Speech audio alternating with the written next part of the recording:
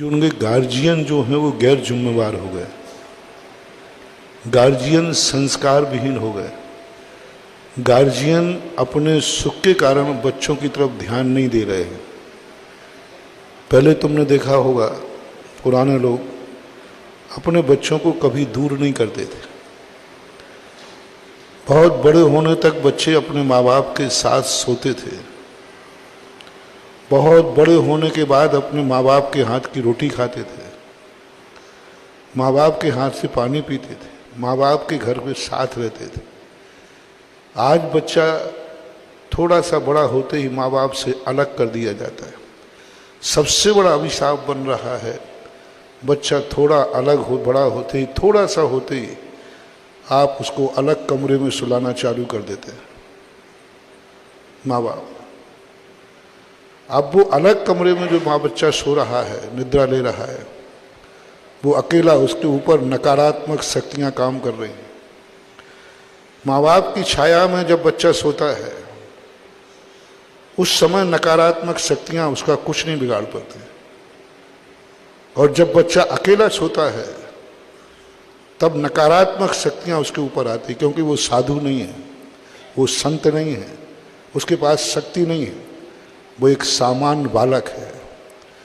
तो सबसे बड़ी शुरुआत जो हुई, मैंने जो सर्वे किया कि सबसे बड़ी शुरुआत माँ बाप अपने छोटे बच्चे को अपने से अलग अधिक समय रखने का प्रयास करते हैं, और रात्रि में तो उनका कमरा अलग ही होता है, बच्चों को पास नहीं सुलाते।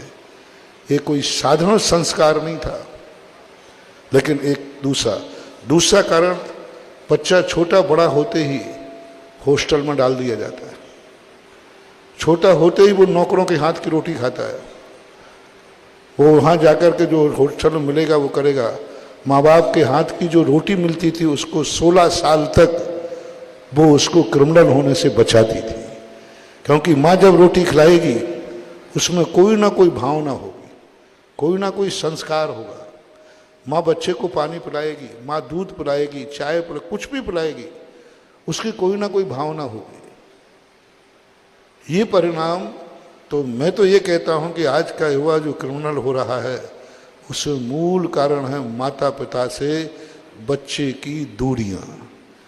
जितना जल्दी बच्चा माँ बाप से दूर होगा वह बच्चा उतना ही अपने जीवन में क्रिमिनल होगा, स्वार्थी होगा, किसी को भी वह मानने को तैयार नहीं होगा, वो अपने बड़ों के भी खिलाफ हो जाएगा।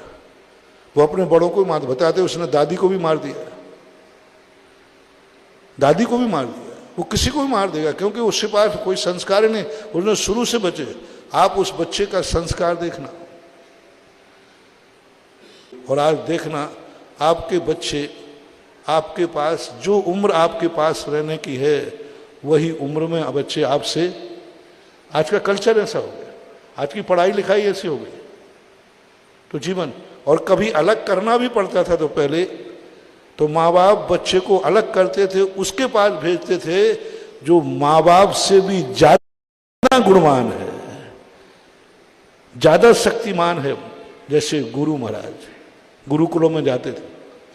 अब गुरु महाराज गुरुकुल में जाएंगे तो गुरु माँ बाप से ज्यादा समर्थवान है, और वही गुरु उन अपने शिष्यों को, जो गुरु होते थे, अपने कभी भी गुरु जब गुरुकुल में होते हैं, गुरु शिष्यों के साथ शयन करते हैं, शिष्यों के साथ भोजन करते हैं, शिष्यों के साथ पर्यटन को जाते हैं, शिष्यों को साथ लेके जाएंगे।